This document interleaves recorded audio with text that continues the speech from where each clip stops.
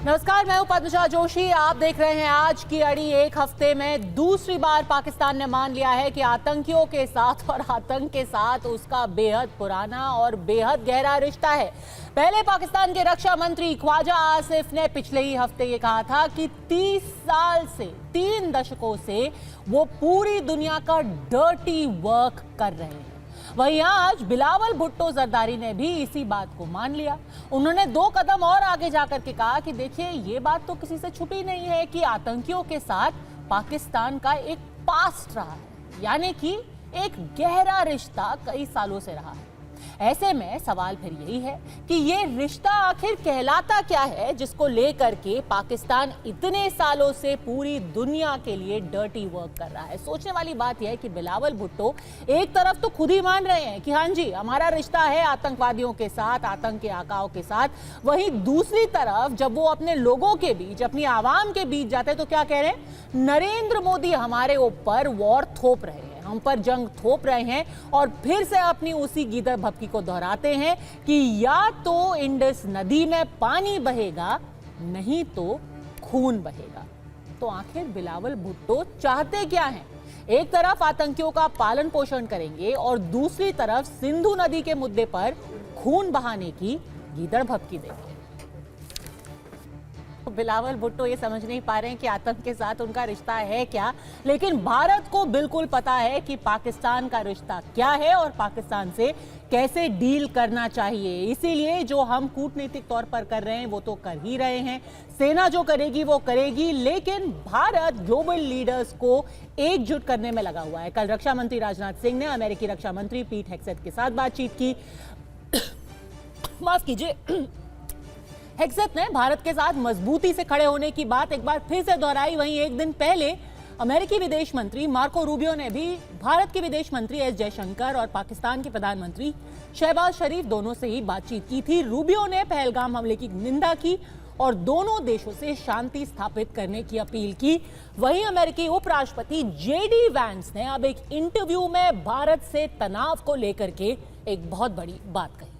तो ऐसे में अड़ी के सवाल हैं बिल्कुल सीधे। आतंक से रिश्ता पाकिस्तान में ने अगर मान ही लिया है तो अब भारत के प्रहार से बचने का कोई भी बहाना क्या उसके पास बचा हुआ है? अब किस मुंह से वो दुनिया के सामने जाकर के ये कहेंगे कि भारत उनके ऊपर युद्ध थोपने की कोशिश कर रहा है, और पूरी दुनिया को इसको लेकर के क्या रुख होगा? Major general VK Dutta, defence expert, हमारे साथ जुड़ गए हैं। कर्नल तेज टिक्कू भी हमारे साथ इस वक्त स्टूडियो में मौजूद है। वैभव सिंह, फाउंडर डिफेंस ऑफेंसिव, हमारे साथ यहां मौजूद है। और राजनीतिक विश्लेषक, वरिष्ठ पत्रकार अवधेश कुमार जी भी हमारे साथ स्टूडियो में मौजूद है। सबसे पहले आपसे पूछना चाहूंगी, ये बिलावल भुट्टो का सीन क्या है?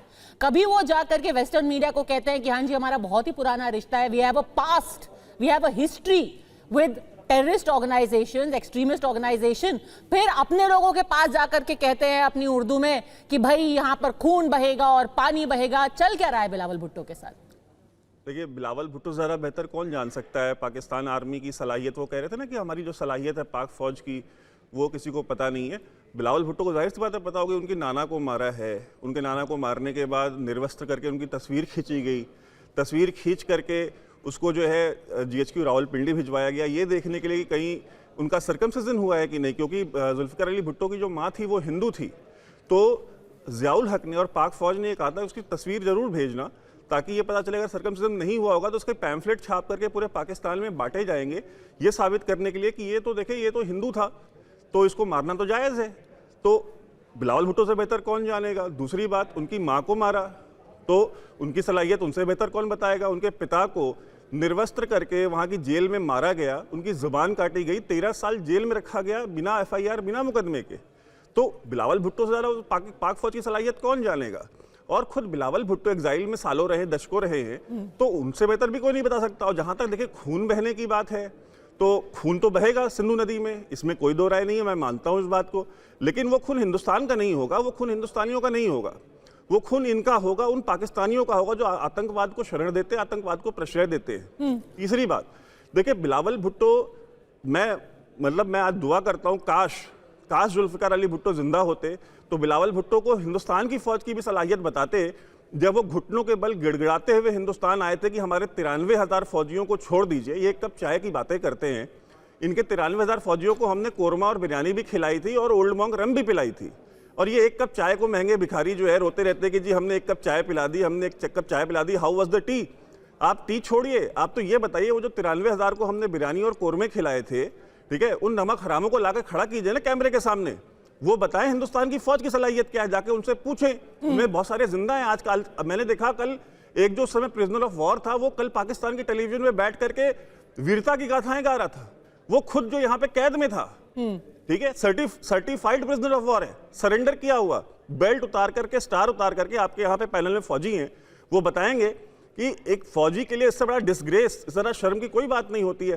तो बिलावल भुट्टो, उनसे ही पूछ लें कि उनकी फौज की सलाहियत क्या है। पर शॉर्ट टर्म मेमोरी लॉस है, जैसे कि बिलावल भुट्टो को है, वैसे शायद उनके जो सरेंडर्ड प्रिजनर्स ऑफ वॉर थे जिनको हमने रिलीज किया। लेकिन जनरल दत्ता, क्या ये स्प्लिट पर्सनालिटी डिसऑर्डर है? आप जहां जाकर के अमेरिकी टीवी चैनल पर बैठ के खुद मान रहे हैं कि हमारा बहुत पुराना, बहुत घनिष्ठ मित्रता है, रिश्ता है आतंकवादियों के साथ। आपके डिफेंस मिनिस्टर मान रहे हैं कि हमने डर्टी वर्क किया है, फिर लोगों से आप जाके कह रहे हैं कि ये मोदी जो है आकर के हमसे युद्ध करना चाहता है। क्या लोगों को दिखाई नहीं देगा कि खुद बिलावल भुट्टो कैसे अपना दोहरा चरित्र दिखा रहे हैं?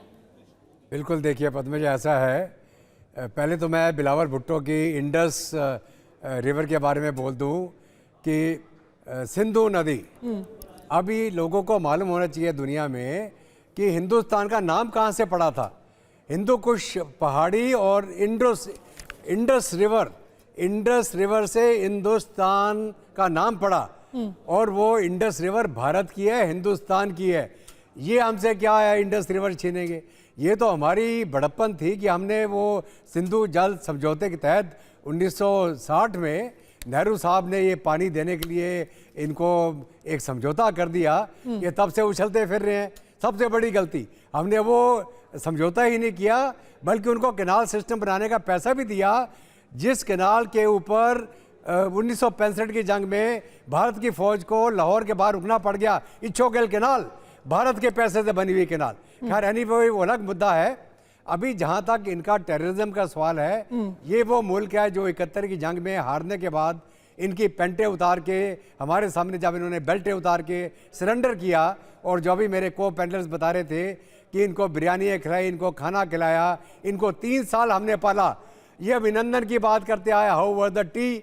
अरे शर्म करो, अभिनंदन तो वो आदमी है जो तुम्हारे F-16 के पीछे पड़ गया था, उसने उसको लॉक ऑन कर दिया था। और हमारा जो ADR था, जो कंट्रोल होता है, पूरे जो बैटल जोन को कंट्रोल करता है, उसने बोला अभिनंदन टर्न बैक करिए, आप बॉर्डर क्रॉस करने वाले हैं। उसने बोला आई एम लॉकडाउन का मतलब F-16 मेरी नज़र में है, इसको नहीं छोड़ूंगा मैं। उसने उसको मार गिराया, और उसके मारने के बाद एक ग्राउंड बेस्ड मिसाइल से जो हमारा ये MiG-21 था उसको हिट हुआ, और अभिनंदन ने बेल आउट किया। तो ये वो अभिनंदन की बात कर रहे हैं। अभी वहाँ पे इसमें यूके में इनका जो डिफेंस अटैची कर्नल साहब अभिनंदन की फोटो दिखा के गर्दन यूं कर रहा है। वो क्या बता रहा है कि जो अभिनंदन है, अभिनंदन को अगर तुम नहीं छोड़ते तो तुम्हारी गर्दन ऐसे काटी जाती, तो फिर हमारी मिसाइलें लग चुकी थी। तो पाकिस्तान चाहता क्या है? क्या वो जंग चाहता है या वो पीस चाहता है? एक तरफ वो कह रहे हैं कि देखिए अब हम सीख चुके हैं, फिर आप कह रहे हैं जंग जंग जंग लोगों के बीच में। तो चाहता क्या है पाकिस्तान? अभी वही मैं बता रहा था कि इनके पास डायरेक्ट लड़ने की क्षमता नहीं है। ठीक है, ये तभी से प्रॉक्सी वॉर में लगे हुए हैं। अगर आप जियाउल हक की बात सुने, आप परवेज मुशर्रफ का अगर बयान सुने कि उन्होंने किस प्रकार ये जिहादी तैयार करे, जिसके अंदर पाकिस्तान की फौज, तालिबान, इंटरनेशनल लोग जो जिहाद के लिए सोवियत यूनियन के खिलाफ लड़ने के लिए आए, और ये जो पूरा जो एक तंत्र बनाया इन्होंने, 30-40 हज़ार जो इन्होंने ये पैदा करे आतंकवादी, अपने मदरसों से पैदा करे, वही जो आतंकवादी अब इनके काबू नहीं आ रहे, अभी वही आतंकवादी TTP हो गया, तालिबान हो गया, ये सारे के सारे इनके पीछे पड़े हुए हैं। अभी जहां तक जंग का सवाल है, चीन और पाकिस्तान मिलके साजिश इकट्ठे रच रहे हैं। मैं सरेआम बोल रहा हूँ नेशनल टीवी के ऊपर। ये नहीं चाहते थे कि जो भारत की एक इकोनॉमिक तरक्की हो रही है वो हो, और ख़ास करके चीन, क्योंकि चीन को मालूम है कि जितनी इंडस्ट्री है वहाँ से शिफ्ट हो रही हैं, भारत की तरफ आ रही हैं। वो चीन और पाकिस्तान ने साजिश रची कि एक ऐसा माहौल पैदा करो ताकि भारत को फोर्स किया जाए कि वो एक कनेटिक वॉर करे। ठीक है, तो अगर ऐसी साजिश हो रही है, ऐसे में अमेरिका किधर पर खड़ा मिलेगा? जेडी वैंस ने जो कहा है उसको हम कैसे समझेंगे? लेकिन इस वक्त एक बड़ी खबर आ रही है और अवधेश जी आपसे इस पर रिएक्शन चाहूंगी, क्योंकि कांग्रेस वर्किंग कमेटी की आज बैठक थी और उसमें कांग्रेस अध्यक्ष मल्लिकार्जुन खड़गे ने बोला है कि आतंकियों को सबक सिखाए सरकार, विपक्ष सरकार के साथ है। अब तक सरकार की कोई स्पष्ट नीति सामने नहीं आई है, तो जो राजनीति है वो दबे सुर में हो रही है। एक तरफ कह रहे हैं कि हम सरकार के साथ खड़े हुए हैं, लेकिन कह रहे हैं कि भाई एक हफ्ते से ज्यादा हो गया है, कोई स्पष्ट नीति सामने सरकार क्यों नहीं दे रही है? अवधेश जी, ये मल्लिकार्जुन खड़गे ने बोला। अगर भारत के राजनीतिक दल कांग्रेस सहित अपनी सरकार की आलोचना करते हैं और उसमें पाकिस्तान का नाम तक नहीं आता है, तो इससे समझा जा सकता है कि हमारे देश की राजनीति कितनी दिशाहीन है। नहीं, पर वो कह रहे हैं हम आपके साथ हैं, कुछ नहीं, वो बताइए अलग तो, बात। कर क्या रहे हैं? नहीं, ज्यादातर जो आलोचना हो रही है वो साथ तो कहते हैं, लेकिन साथ कहने के साथ जिस दिन सर्वदलीय बैठक हुई है मेरे ख्याल से 24 अप्रैल को, उसी दिन बाहर निकलने के कुछ घंटे बाद कांग्रेस के एक हैंडल से आपने 6 सवाल पूछ दिए उठाकर। 6 सवाल वहां से पूछ दिया गया। अमित शाह कब क्यों इस्तीफा नहीं देंगे, प्रधानमंत्री क्यों इस्तीफा नहीं देंगे, खुफिया विफलता है कि नहीं है, सुरक्षा विफलता है कि नहीं है। तो दोनों में अंतर होता है। एक परिपक्व राजनीतिक दल की दृष्टि से पाकिस्तान के विरुद्ध या जो भी इसके पोषक है आतंकवादियों के विरुद्ध, इनके समर्थकों के विरुद्ध कार्रवाई की मांग करना, उसमें अगर ईमानदारी है, उसमें अगर निष्पक्षता है, तो वो साफ दिखाई देता है। ठीक है, क्योंकि राहुल गांधी ने परसों ये कहा है कि हम तो चाहते हैं कि छोटे मोटे मेजर्स नहीं, आप पुरजोर तरीके से, हम आपका पूरा सपोर्ट करेंगे, लेकिन आप कुछ कड़े कदम उठाइए। वो शुभम द्विवेदी से मिलेगा, उन्होंने कहा छोटी मोटी यूट्यूब चैनल मत बैन कीजिए, आप कुछ बड़ा कीजिए। देखिए, ऐसा है कि जब भी कोई किसी देश का राजनीतिक नेतृत्व ना अपना एक कृत संकल्प दिखाता है और उसके काम उसकी बातें जो है काम में परिणत होती है, तो दुनिया को विश्वास होता है। पहली बार है कि बालाकोट और उसके पहले सर्जिकल स्ट्राइक के बाद भारत ने जो इमेज अपनी बनाई है आतंकवाद से संघर्ष के विरुद्ध, तो अब दुनिया को भी लग रहा है कि भारत कार्रवाई करेगा। और सिंधु संधि से अलग होना इतनी बड़ी कार्रवाई थी जिसकी कांग्रेस के लोग या कोई कल्पना नहीं कर सकते थे। इतनी लड़ाई हुई 2009 में। आप एक सीनियर जर्नलिस्ट हैं, आपको पता है कि मनमोहन सिंह जी ने शर्मल शेख में क्या किया था? जरा उसको पढ़िए कि हमने बलूचिस्तान में अपनी भूमिका तक स्वीकार कर ली थी। और मुंबई में जब 2006 का रेलवे विस्फोट हुआ था उपनगरीय रेलवे में, उसके बाद हवाई द्वीप पर मुशर्रफ साहब से मिले थे और पाकिस्तान के साथ इंटेलिजेंस शेयरिंग तक की बात हुई थी। तो इसलिए इस हिस्ट्री में हमको नहीं जाना है। ठीक है। सवाल यह है कि देश के पॉलिटिकल पार्टी क्या कार्रवाई चाहती है। क्या वह सीधे युद्ध चाहती है? क्या युद्ध आंशिक होगा, पूर्ण होगा? तो क्या कुछ कड़े कदम उठाइए? नहीं, वही तो कड़े कदम नहीं है क्या? इसमें से बड़ा कड़ा कदम क्या है कि पाकिस्तान इस समय, भारत के अंदर कोई परेशानी नहीं है सरकार को। इतना है कि हमारे 20 लोग उस निरपराध लोग मारे गए, उसका क्षोभ है, उसकी व्यथा है, उसके खिलाफ गुस्सा है, लेकिन परेशानी पाकिस्तान के लिए खड़ी हो चुकी है। और 1000 घाव देने की बात जो जुल्फिकार अली भुट्टो कर रहे थे और जिसके बारे में वैभव जी अभी बता रहे थे, तो अब तो ऐसी स्थिति पैदा करनी पड़ेगी ना कि कोई घाव देने का साहस न करे। कार्रवाई का मतलब है कि कार्रवाई का नियंत्रण हमारे पास रहे। 10 आतंकवादियों को मार देने से एक पूरा देश जो एक विचारधारा पर चल रही है, एक आतंकी देश बना हुआ है, वहां उसको हम सोचते हैं कि उसको शांत कर देंगे और कल कोई आतंकवादी नहीं। ऐसा नहीं है। एक और बात है, क्या भारत के लोग इसके लिए तैयार हैं कि 15 तो अंडरग्राउंड वर्कर सपोर्ट करने वाले कश्मीर से निकल गए हैं ना। 2000 लोगों को घोड़े वाले लेकर के जाते हैं और एक आतंकवादी की फोटो और वीडियो वहां नहीं बनी हुई है। बगैर सपोर्ट के ऐसा हो रहा है। इस देश में मुसलमान पाकिस्तान के विरोध में भी निकल रहे हैं, लेकिन ऐसी जगह आ रही है जब पाकिस्तान के झंडा अगर जलाए जाते हैं तो उसके विरोध में लोग खड़े हो रहे हैं। ये जो परिस्थिति बनी है देश में, ये भी देखना पड़ेगा। और लास्ट बात, अभी इतना ही नहीं होना है। ये जो तसब्बुर राना पकड़ा कर आया है, क्या यह देश मानता है कि वो 10 आतंकवादी इतने बड़े वैज्ञानिक थे कि बिना आंतरिक सपोर्ट के उनको पता चल गया था कि यह इजरायलियों का होटल है, यह शिवाजी टर्मिनल है, यह फलानी जगह है, और चले गए थे। बहुत कुछ अभी देश के सामने आने वाला है, इसलिए पार्टियों को उसके लिए तैयार रहना चाहिए। इस बार की जो कार्रवाई मेरी समझ में आ रही है वो समग्र है, समेकित है, निर्णायक है, और वो फिर ऐसा होगा कि दूसरे लोग 1000 घाव देने की सोचेंगे नहीं, लेकिन इंटरनल जो सिचुएशन है, जो 2.5 front war general Bipin Rawat ने भी बोला था। बहुत जरूरी बात आप कह रहे हैं, क्योंकि एक तरफ आप पूरी दुनिया से तो डील कर ही रहे हैं, लेकिन अंदर जो यहां पर चर्चाएं चल रही है, अंदर जो डिबेट चल रहा है, हमारे खुद के अंदर देश के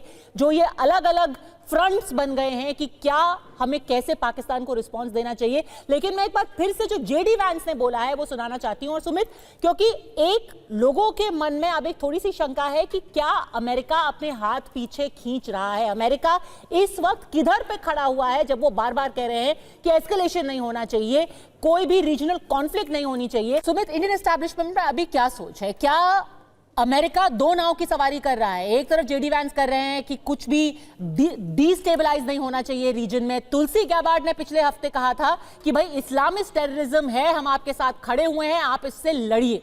अमेरिका आखिर इस वक्त कहां खड़ा है, क्या चाहता है?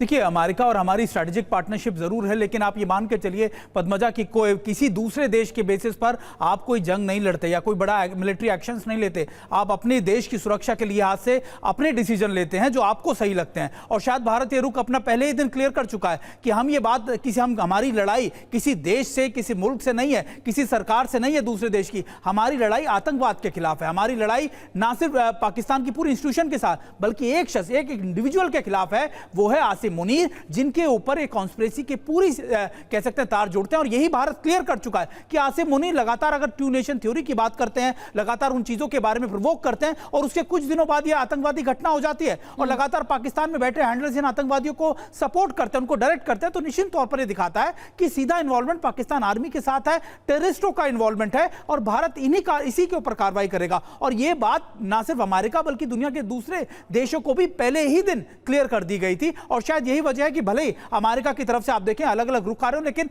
यह बात सब जानते हैं कि भारत की अगर कोई कार्रवाई भी होगी तो पर्दे के पीछे बैठे उन्हीं लोगों के खिलाफ होगी, उन्हीं आप कह सकते हैं जो पीछे बैठे हुए उनके हैंडलर्स हैं, उन्हीं के खिलाफ यह कार्रवाई होने वाली है। कर्नल टिक्कू, कितना जरूरी है अमेरिका का पूरा सपोर्ट भारत के साथ होना? कुछ एक एग्जांपल मैं दे देती हूं। अभी आपने जेडी वैंस की बात सुन ली, उससे पहले पीट हेग्सेथ जो कि उनके डिफेंस मिनिस्टर है एक तरीके से, उन्होंने कहा था कि अमेरिका भारत के साथ खड़ा हुआ है, we support India's right to defend itself, यानी कि आत्मरक्षा में जो भी भारत करेगा हम उसका समर्थन करेंगे।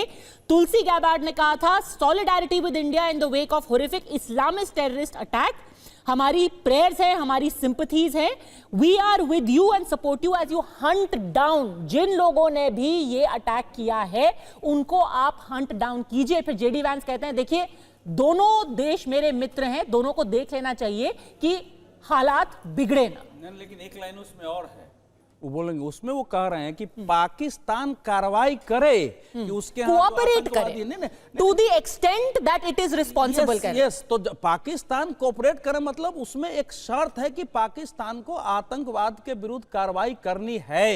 अगर पाकिस्तान उस रूप में कार्रवाई नहीं करता है जो भारत के पास इंफॉर्मेशन है, तब जेडी वैंस ने कुछ नहीं कहा उस परिस्थिति में क्या होगी। कर्नल टिक्कू, क्या लगता है? देखिए, मैं ये बता, थोड़ा डामाडोल तो नहीं हो रहा है अमेरिका भी? देखिए, पता नहीं हम इतना ज्यादा अहमियत क्यों इस बात को दे रहे हैं, अमेरिका हमारे साथ है या नहीं है। हमने अपने देश के इंटरेस्ट की रक्षा करनी है, क्योंकि हर बार अमेरिका एक तरह से मीडिएटर बन के निकलता है। करगिल में भी यही हुआ था। नहीं, मैं तो यही बता रहा हूं, इंडिया का स्टैंड कई सालों से ये रहा है कि हमें कोई मीडिएटर, आउटसाइड मीडिएटर की जरूरत नहीं है। पाकिस्तान के साथ हमारा जो भी मामला है वो बायलैटरली सॉल्व किया जाएगा। इसलिए जो अमेरिका बोल रहा है उसको बोलने दीजिए, जो हमारे इंटरेस्ट है हमें वो प्रोटेक्ट करने चाहिए। मैं आपको 1971 का उदाहरण देता हूं। 1971 में, आजकल तो अमेरिका हमारे साथ काफी स्ट्रेटेजिक मामलों में एक साथ है। 1971 में तो था ही नहीं वो, बल्कि वो तो इंटरवेंशन करने आया था। उस वक्त क्या हुआ, जब पाकिस्तान को हमने बुरी तरह से शिकस्त दी और पाकिस्तान के 2 हिस्से किए, तो अमेरिका ने क्या किया? तो मैं मानता हूं कि भारत के हित में जो कार्रवाई है वो हमें करनी चाहिए। उनका पाकिस्तान को ये बोलना कि वो लगाम कसेंगे अपने अंदर, वो आतंकवादी उनको ऊपर कंट्रोल करेंगे, हुआ है ये क्या? कभी नहीं हुआ। ये पिछले 35 साल से हम ये युद्ध लड़ रहे हैं, तो क्या हुआ, इससे क्या निकला? तो मैं मानता हूं, देखिए पाकिस्तान के अंदर अगर आप हिस्ट्री देखेंगे, जब भी उनका chief of the army staff ताकतवर बन जाता है या खुद डिक्टेटर बन जाता है, अयूब खान ने लड़ा, बिकॉज इन सबको ये बताया जाता है आर्मी के अंदर कि कश्मीर लोगे तो आप इस्लाम के गाजी बन जाओगे। सबका यही एक ख्वाब है और उस ड्रीम को पूरा करने के लिए ये सब कार्रवाई हो रही है। अयूब खान ने लड़ाई लड़ी, खत्म हो गया। मुशर्रफ ने करी, खत्म हो गया। जियाउल हक ने करी, खत्म हो गया। याह्या खान ने करी, खत्म हो गया। अब इसकी बारी है, क्योंकि जिस तरीके से इनकी ट्रेनिंग होती है, इनका एक ही मुद्दा है कि भारत से कश्मीर को छीनो। और ये इसने तो और ही बात आगे बढ़ाई, इसने तो बोला सिविलाइजेशनल वॉर है ये। उसने बोला पाकिस्तान कलमा के ऊपर बना हुआ है, मतलब और हिंदू का हमारा कोई मेल मिलाप नहीं है। तो आप इनकी मानसिकता देख लीजिए। अमेरिका इनको बोलेगा कि आप आतंकवाद बंद करो, तो ये करेंगे क्या? लेकिन अमेरिका की बात ये मानते हैं। अभी आपने देखा होगा जब अफगानिस्तान में अमेरिकन ट्रूप जा रहे थे तो उनके 12 सोल्जर्स मारे गए थे एक बॉम्ब ब्लास्ट में। किसने वापस किया? तो पाकिस्तान में था और पाकिस्तान में जहाज में बिठाकर वापस किया।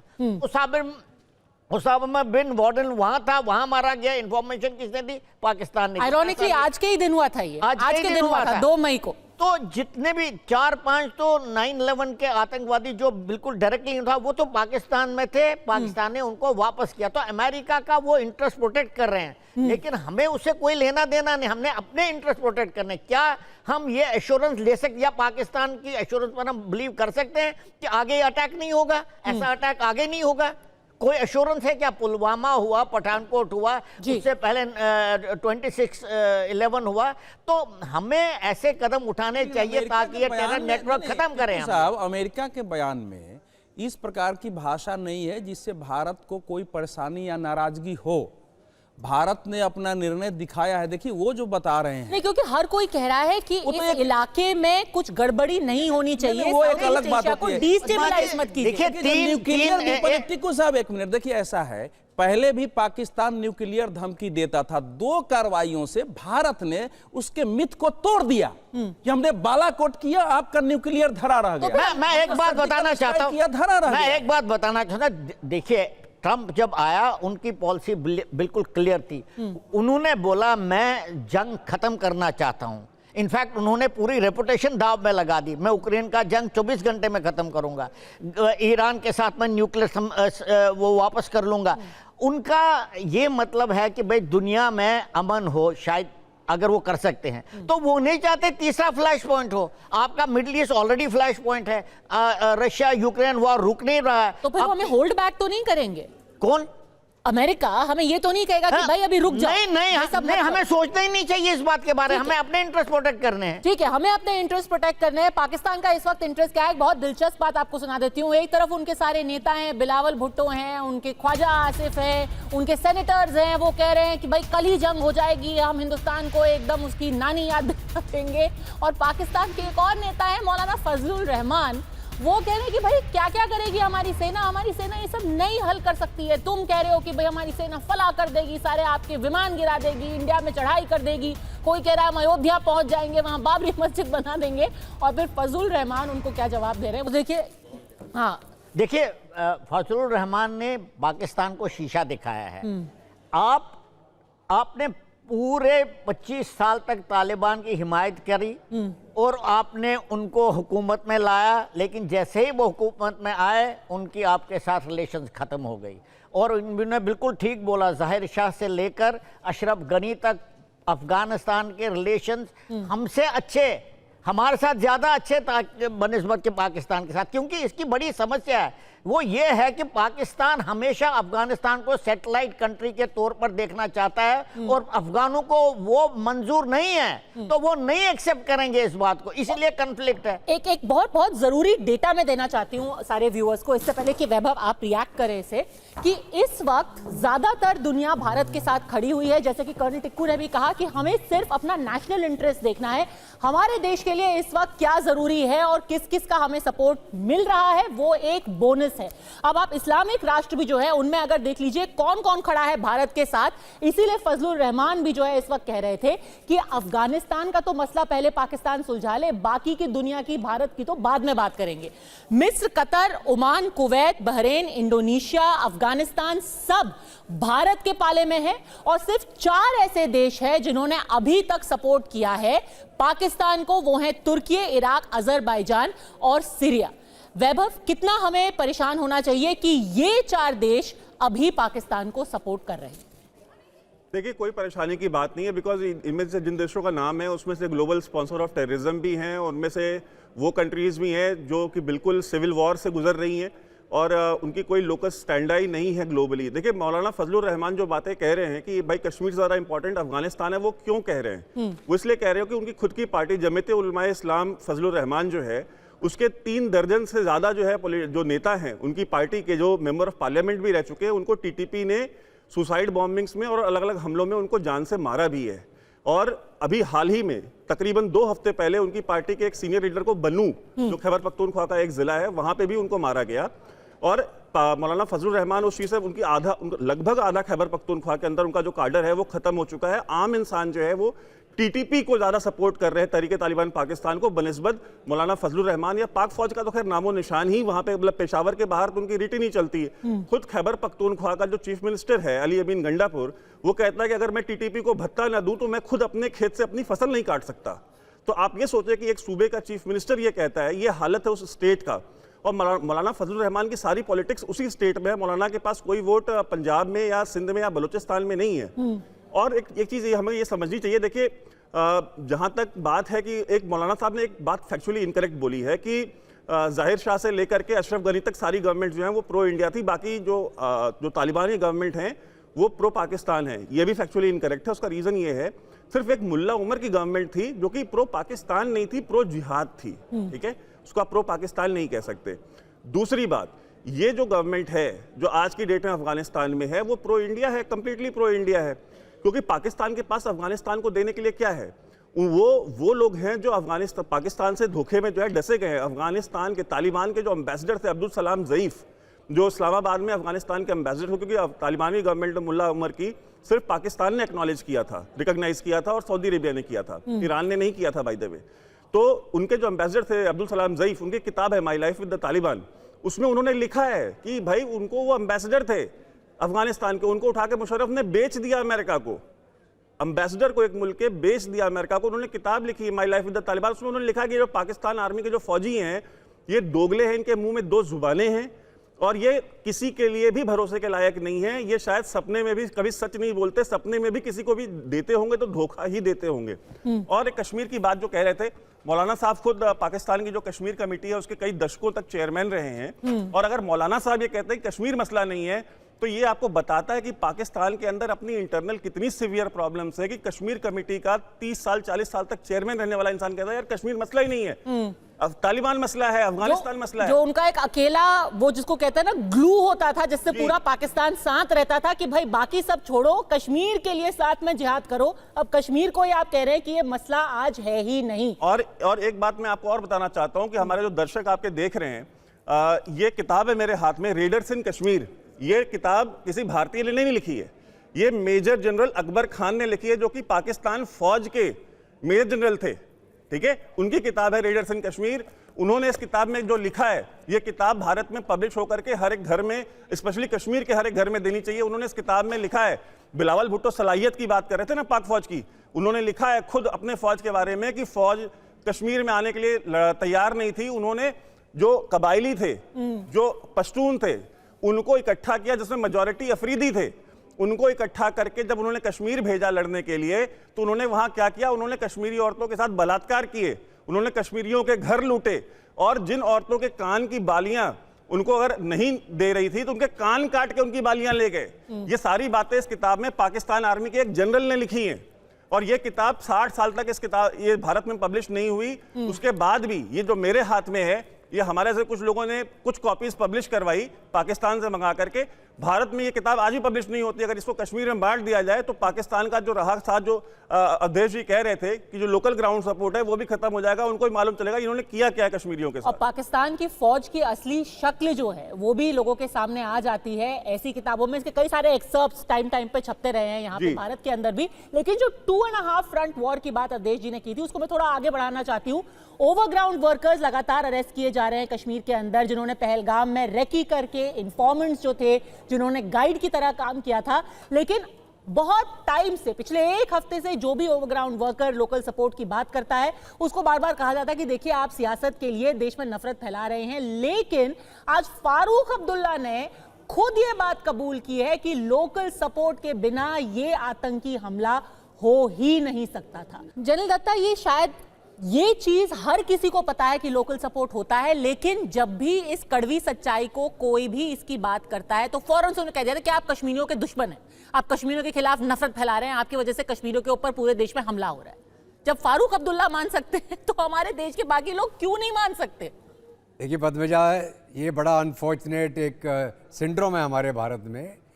जब भी कोई दुश्मन के खिलाफ लड़ने की कार्रवाई होती है, जब भी उन लोगों के खिलाफ कार्रवाई होती है जो भारत के अंदरूनी दुश्मन हैं, तो हमारे अंदर से ही जो हमारी पॉलिटिकल पार्टियां हैं, अलग अलग अपने पॉलिटिकल वोट बैंक के चक्कर में वो उसका विरोध करने लग जाती हैं। आपको याद होगा 9/11 का हमला जब अमेरिका में हुआ तो उन्होंने एक लॉ निकाला, पैट्रियोटिक लॉ, जिसके तहत उन्होंने बोला भी कोई भी आदमी उनके देश के अंदर अगर दुश्मन का मदद करता है तो उसको एक एनिमी माना जाएगा।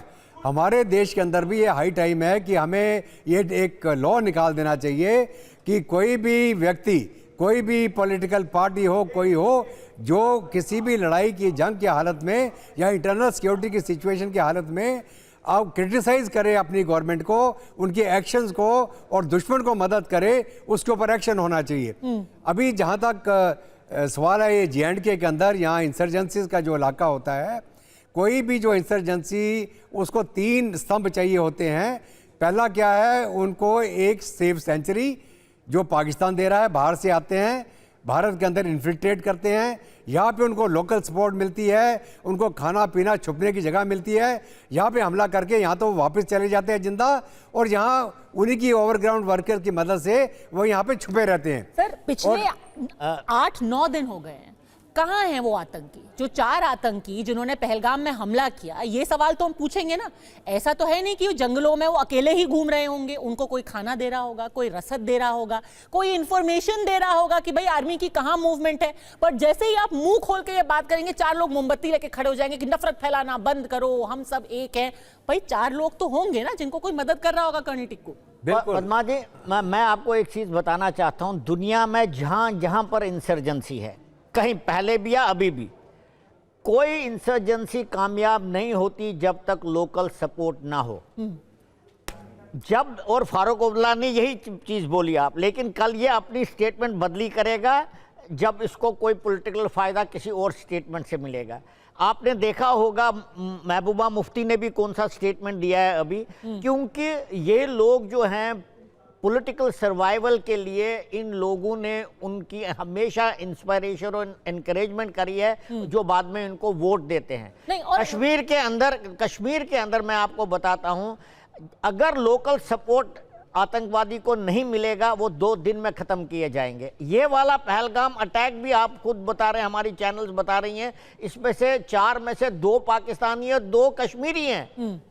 आपने खुद ही बोला वो जंगल में नहीं रह सकते इतनी देर, ठंड होती है वहां पर, उनको मेडिसिन चाहिए, उनको खाना चाहिए, इंटेलिजेंस चाहिए। और पहलगाम का अभी जो आ रहा है उसमें तो कंप्लीट इंटेलिजेंस बहुत मैनिपुलेट करके की गई। और ये भी बताना बहुत जरूरी है कि अगर आतंकवादियों के लिए इन्फॉर्मेंट्स और ओवरग्राउंड वर्कर्स का काम लोकल्स कर रहे हैं, तो सेना के लिए भी इन्फॉर्मेंट्स होते हैं, उनको भी मदद और उनको इंटेलिजेंस देने वाले भी लोकल्स होते हैं। तो किसी के खिलाफ आप कोई एक ब्लैंकेट स्टेटमेंट नहीं दे सकते। सुमित, कितने ऐसे OGWs हैं जिनको अभी तक चिन्हित किया है, और क्या अभी भी लोकल मदद मिल रही है आतंकियों को जो पहलगाम के लिए जिम्मेदार थे? देखिए बिल्कुल, हालांकि देखिए अभी जिस तरीके के सिक्योरिटी मेजर्स लिए गए हैं, खासतौर पे अगर आप देखें कि 2 दर्जन से ज्यादा कहा जाता है कि साउथ कश्मीर के अंदर ऑपरेशन चलाया जा रहा है, और ये ऑपरेशन सिर्फ उन आतंकवादियों को ढूंढने के लिए नहीं, उन टेररिस्टों को ढूंढने के लिए नहीं, बल्कि ये उन OGWs के खिलाफ भी है, क्योंकि वो भी, उनको पता था कि जब सेना उनको हंट करने के लिए फिर उनके पीछे भागेगी तो निश्चित तौर पर उन OGWs को भी खंगाला जाएगा। तो ऐसे में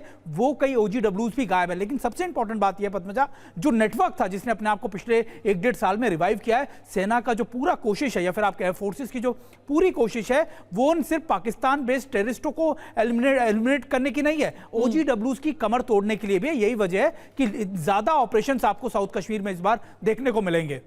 देखिए, देश को जो करना है, सेना को जो करना है वो तो करेगी, लेकिन जनता को भी सच से आंखें मूंद करके कुछ हासिल नहीं होगा। सच्चाई जो है हमारे सामने है और इसी सच्चाई को पहचान के एक रह के हम पाकिस्तान और बाकियों से लड़ सकते हैं। फिलहाल अड़ी में जुड़ने के लिए आप सबका बहुत बहुत धन्यवाद।